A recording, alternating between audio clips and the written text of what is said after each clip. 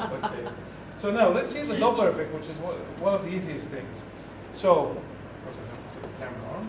So we all get a suitcase like that, right? Well, I wish. There are not many. I mean, there haven't been many developed. So far we have, I mean, of course it's up to Fraunhofer Institute in Germany to develop the suitcases.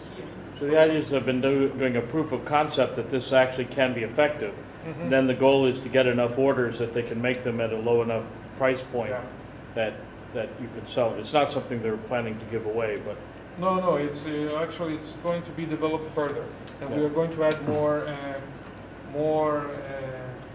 let's say, scenarios or more parameters on each. Sorry, who is we? En la gemática agogí, our institution, who have the Fraunhofer Institute of Germany. And Bayreuth University, and it's a collaboration of many. It's also University of Barcelona. Is this a prototype or is this an action customer use? It's one out of there are 3 prototypes right now. Just a few I know. So okay. On Amazon, It's very simple to use. I mean, and let's see now the Doppler effect.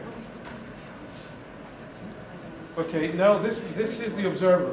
Okay, and since we're talking about a sound, and what you want to be watching is use one eyeball to watch the physical objects on the table, and this is what's going to show up on the screen in your classroom. All right, so you get an idea of what it's doing and how it's doing it. So, do you see on the ground any red circles coming out?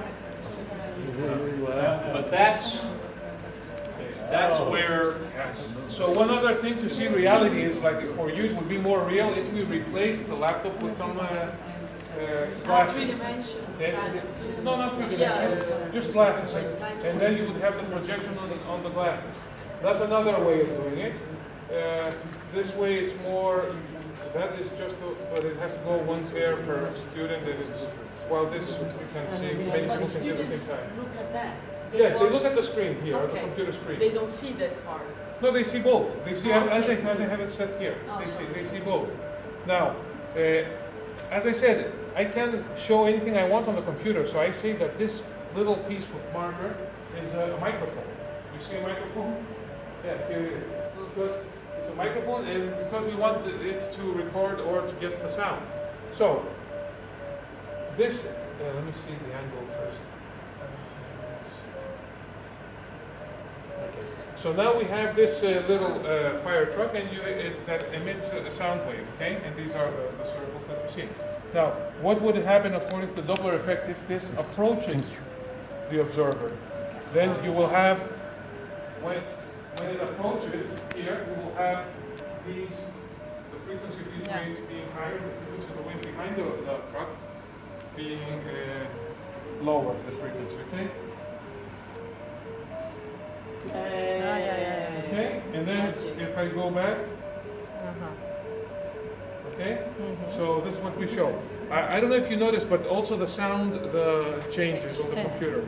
Of course, we just don't want to create any misconceptions with the students, that because they might think that, oh, with this velocity you can notice the Doppler effect. So as an exercise, we give them from this equation, we say like, if this is the real sound, you see the sound that is sent from the fire truck is 450 hertz, the frequency, and if you go up, and this is 475 or so, or 500. So we say, if when it moves towards the observer receives a sound of 470 hertz, then tell us what is the real speed of the fire truck.